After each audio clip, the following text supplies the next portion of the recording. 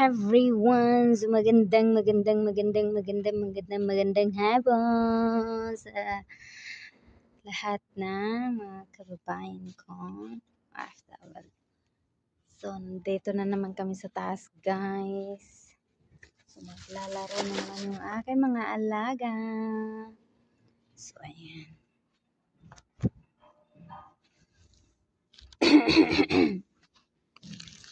Ako ay mamumulot ng basura. Magbabasura tayo, guys, ngayon. Charot. So, ito yung ating place. Hanggang pag-uwi, guys, ng Pilipinas. Charot. So, not sure kung uuwi pa tayo, guys, kasi walang makain sa Pilipinas. Charot. Actually, wala pang ipon. Yun ang ibig nating sabihin, guys. Wala pang ipon. Kailangan natin mag-ipon mabuti before tayo uwi ng Pilipinas. Diba?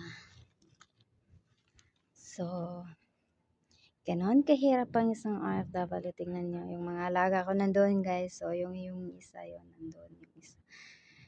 So, ang lawak. So, ayan, hinayos ko yung brush doon, guys. Or, sinasabi nila na. Dito kami nagtatambay, guys, kapag wala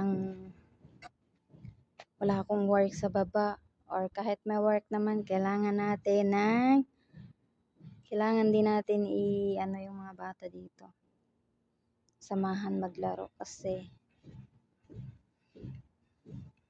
dito lang yung my place. Tapos ayaw kasi nilang pumunta sa labas.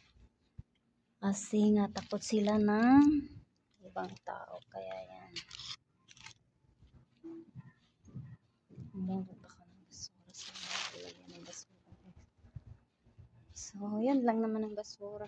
Malinis naman, guys, kasi kapag pupunta kami dito sa taas, ay linilinis ko. Kahit yung tubig ng mga alaga ko, linilinis ko yan. So, ayan lang, guys. Yun yung kema, guys. Tingnan nyo yan. Kema yan, guys. Yan yung kema. So, ayan lang, guys. Maraming salamat and God bless po sa atin lahat. Charot. Bye-bye.